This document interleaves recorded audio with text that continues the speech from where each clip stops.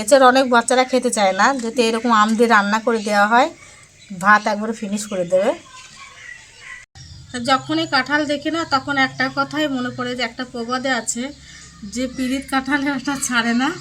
কাঁঠাল দেখলে যেন সেই কথাটা মনে পড়ে যায়। আসসালামু আলাইকুম, সালমা কুকিং রিলেটেড চ্যানেলে সবাইকে স্বাগত জানাচ্ছি। আজকে রান্নাবান্না খুব স্পেশাল একটা রান্নাবান্না করব, যেটা ধারণার বাইরে। আর এই রেসিপিটা আপনারা ছেলে বড় সবাই খেতে চাইবে, মানে এত আধুনিকভাবে আমি এই জিনিসটাকে আমি তৈরি করেছি। এটা যে কোনো বিয়েবাড়ির অনুষ্ঠান বা যে কোনো অনুষ্ঠান আপনারা এটা তৈরি করতে পারবেন, একদম ভিন্ন রকমের এই রেসিপিটা। তো প্রথম থেকে লাস্ট পর্যন্ত দেখবেন, কোনো রকম কোনো স্কিপ করবেন না। তো চলেন আমি কীভাবে কি তৈরি করছি সেটা আপনাদেরকে দেখাবো রেসিপিটা। এই দেখুন, আমি একটা কাঁঠালের ছোট্ট এঁচড় নিয়ে নিয়েছি। এই এঁচড়টা আজকে আপনাদেরকে রান্না করব। তো কী রান্না করব আমি আপনাদের এখন কিছুই বলবো না, একদম সিক্রেট।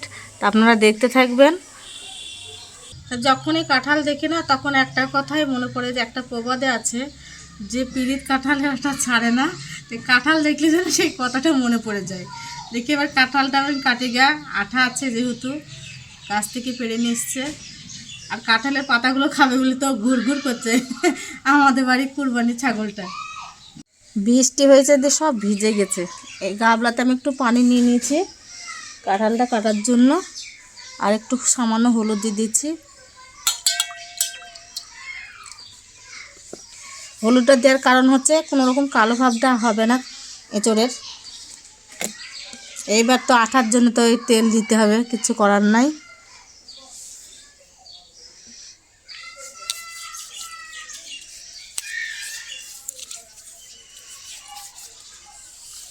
বটিটাতেও মাখিয়ে নিলাম।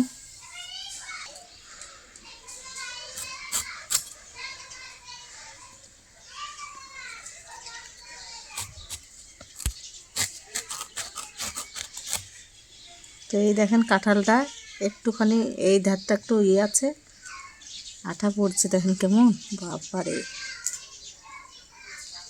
তো কাঁঠালগুলো আমার প্রায় কেটে রেডি হয়ে গেছে, আর এইটুকু আছে। কাঁঠালের আটা মানে খুব চ্যাটচেটে আটা। কাঁঠালের আটা কাটার সময় হাতে বটিতে আপনারা তেল লাগিয়ে নেবেন।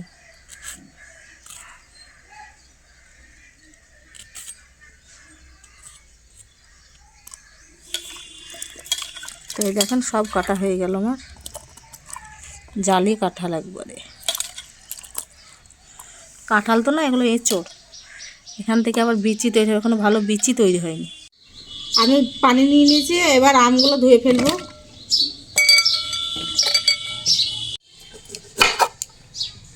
আমগুলো আমি এইভাবে কেটে নেব।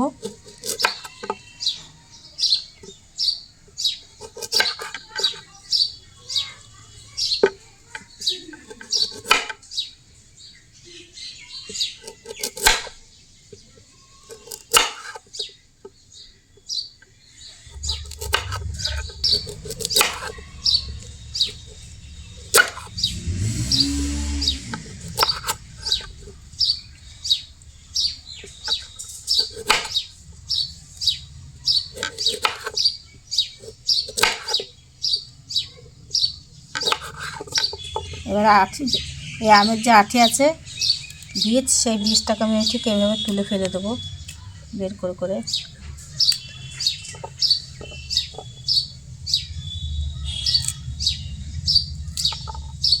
এইভাবে বিচিগুলো বের করে নেব।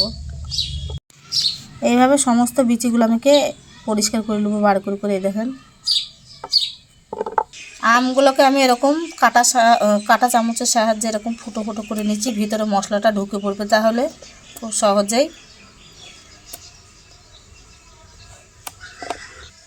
এভাবে সমস্ত আমগুলোকে আমি একটু ফুটো ফুটো করে নেব। ছোট্ট একটা নারকেল নিয়েছিলাম, সেটার হাফ করে নিয়েছি, এইভাবে আমি কেটে নেব। এবার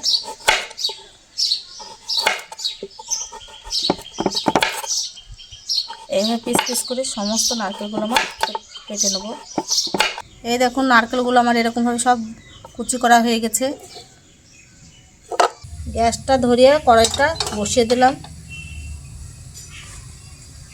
দিয়ে দিলাম একটা শুকনো লঙ্কা মশলার জন্য, 1 চামচ মানে চা চামচের 1 চামচ নিয়ে নিয়েছি জিরে, সেটাই দিয়ে দেবো।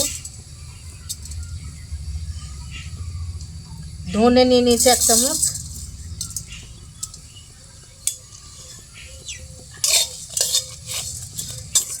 এক চামচ নিয়ে নিয়েছি 5 ফোড়ন, সেটাই দিয়ে দিচ্ছি। খুব বেশি ভাজবেন না, হালকা একটু ভেজে নিয়েছি, ঢেলে দিলাম। তো এই দেখেন 5 ফোড়ন আর জিরে ধনে জিনিসটা আমি ভেজে নিয়েছি, সেটা আমি ব্লেন্ডারে ব্লেন্ড করে নেব। শুকনো লঙ্কাটা আমি লাস্টে ব্যবহার করব, তাই রেখে দিলাম। এবার আমি কড়াইয়ে সাদা তেল দিয়ে দিলাম, আপনারা সর্ষের তেল দিয়েও রাঁধতে পারেন। তেল গরম হয়ে গেছে, আমি কাঁঠালের এঁচড়গুলো এবার দিয়ে দেবো।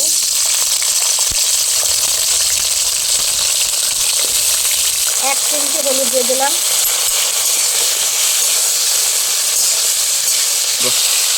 আর একটু সামান্য লবণ দিয়ে দিয়েছি এঁচড়টা ভাজার জন্য। তো এই দেখেন কাঁঠালের এঁচড়গুলো আমার ভাজা ভাজা হয়ে গেছে, সুন্দরভাবে লাল লাল করে তুলে ফেলবো এবার আমি। তো আমি এই কড়াইয়ে আমি আবার তেল ঢেলে দিচ্ছি। ফোড়নে দিয়ে দিলাম একটা লঙ্কা শুকনো, আর দিয়ে দিলাম 2টো তেজপাতা, 2টো গরম মশলা,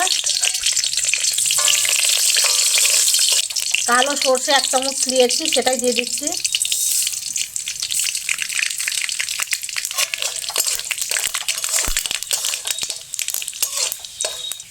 আর একটু 5 ফোড়ন গোটা দিয়ে দিলাম, পেঁয়াজ,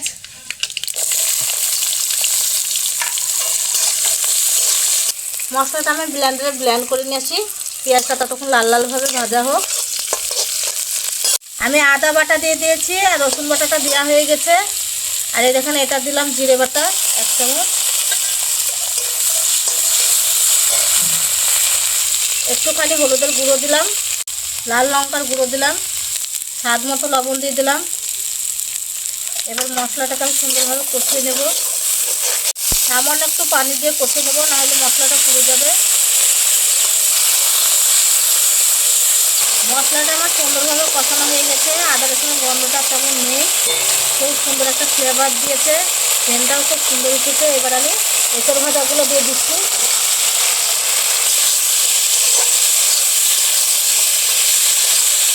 এবার আমি পানি দিয়ে দিলাম, 1 গ্লাস মতো পানি দিয়ে দিলাম, এঁচড়টা যাতে সুন্দরভাবে রান্নাটা হয়।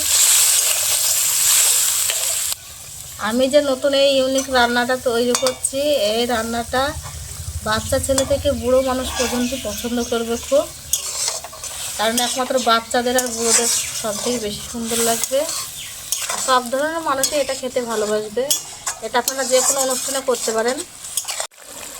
এঁচড়গুলো আমার সিদ্ধ হয়ে গেছে, এবার আমি এই আমগুলো দিয়ে দিচ্ছি।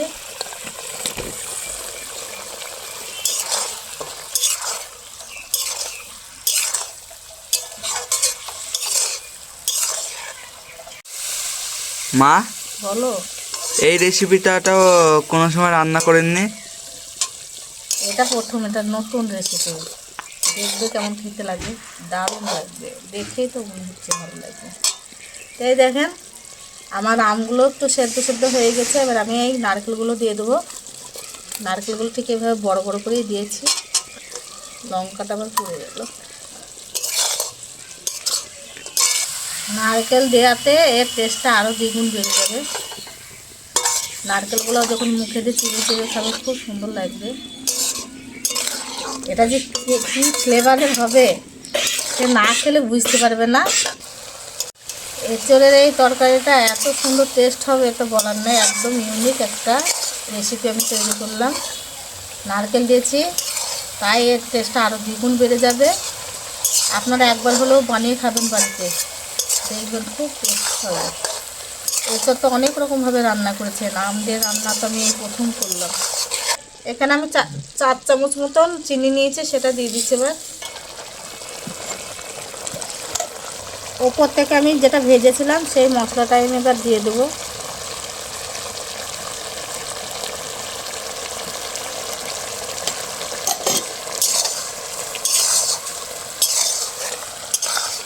তরকারিটা আমার হয়ে গেছে এঁচোড়ের। এবার আমি নামিয়ে ফেলবো। খুব সুন্দরভাবে সব সেদ্ধ হয়ে গেছে।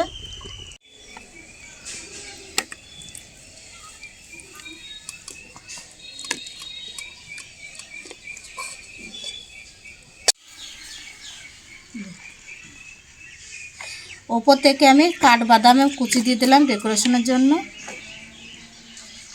ওপর থেকে আমি এবার এই শুকনো লঙ্কা যেটা আমি আগেই ভেজেছিলাম সেটা আমি ওপর থেকে দিয়ে দেবো ডেকোরেশনের জন্য। তো এই দেখেন আমার আম আর এঁচোড়ের তরকারিটা আমার হয়ে গেছে। এটার আমি নতুন নাম দিয়েছি আম এঁচোড় চটপটি। মানে এটা খুব চটপটি খেতেই, মানে খুব সুন্দর আর কি। ঝটাঝট রান্নাও করা হয়ে যাবে, আবার খেতেও খুব সুন্দর লাগবে। তাই আমি আম এঁচোড়ের চটপটি নাম দেখেছি। আমি এর মধ্যে একটা জিনিস দিয়েছি যেটা বাচ্চারা খেতে পছন্দ করে খুব। তা আমি এই আম এঁচোড় দিয়ে যে রেসিপিটা তৈরি করছি একদম ইউনিক। এটা কোনো সময় আমি বানাইনি। খেতে কেমন হলো আমি জানি না, এখনও খাইনি। বাবু খেয়েছে, বাবু বল কেমন লাগলো। খুব সুন্দর লাগছে খেতে। কেমন টক লাগছে না এমনি সাধারণ তরকারি লাগছে? টক ঝাল মিষ্টি একেবারে পুরা, একদম চটপটে। হ্যাঁ। তাহলে আমি এই এঁচোড় আর এই আমটার নাম দিয়ে দেবো আম এঁচোড়ের চটপটে আচার, নাকি? হ্যাঁ। আচার বলা যাবে তো? হ্যাঁ। আচারের মতনই খেতে কিন্তু, না? যেহেতু চিনি দিয়েছি, টক মুখ সবই আছে। এই অল্প করে তরকারি দিয়েই একেবারে ভাত সাবার করা যাবে, 1 প্লেট। বাচ্চারাও পছন্দ করে, আম আছে যেহেতু। এছাড়া অনেক বাচ্চারা খেতে চায় না, যদি এরকম আম দিয়ে রান্না করে দেওয়া হয় ভাত একবারে ফিনিশ করে দেবে। তা আমি কোনো টেস্ট করিনি, বাবু তো টেস্ট করে খুব ভালোই বলছে। তো দেখি, আমি তো প্রথমে একটা এঁচোড় নিয়ে দেখি কেমন লাগছে, যেহেতু এটা প্রথম রেসিপি আমার।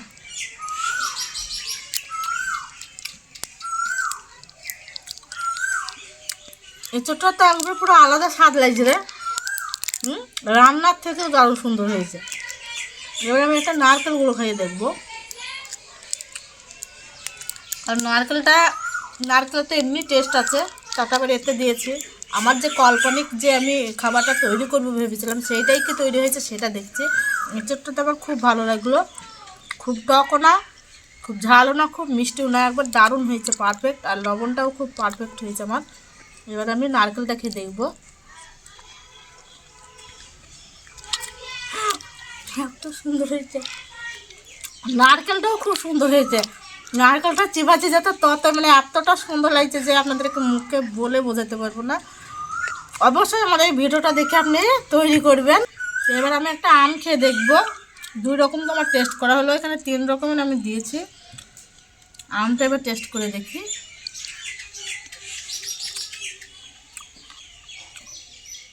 কাঁচা আমের যে গন্ধ, আমটা চিবাইতে সে গন্ধটা পাচ্ছি। কারণ আমি এই যে খোসাটা ছিলিনি, এই না ছিলাতেই কাঁচা আমের গন্ধটাও আমি পাচ্ছি। আর আমটাও হেভি টেস্ট। আর ভেতরে যে কাঁটা চামচ দিয়ে ফুটো করেছিলাম তার মধ্যে সমস্ত মশলাও ঢুকে গেছে, চিনি যেটা দিয়েছে সেটাও ঢুকেছে, একদম পারফেক্ট হয়েছে। আপনারা যে কোনো অনুষ্ঠানে এটা করতে পারবেন। বিয়ে বাড়িতে কোনো চাটনি টাইপের জিনিস করতে গেলেও এটা করা যাবে এঁচোড় দিয়ে। খুব সুন্দর লাগছে, অসাধারণ। আর যারা ভিডিওটা দেখছেন একবার হলেও আপনারা তৈরি করবেন, না হলে পস্তাবেন। একবার তৈরি করে দেখবেন জিনিসটা কত সুন্দর লাগছে।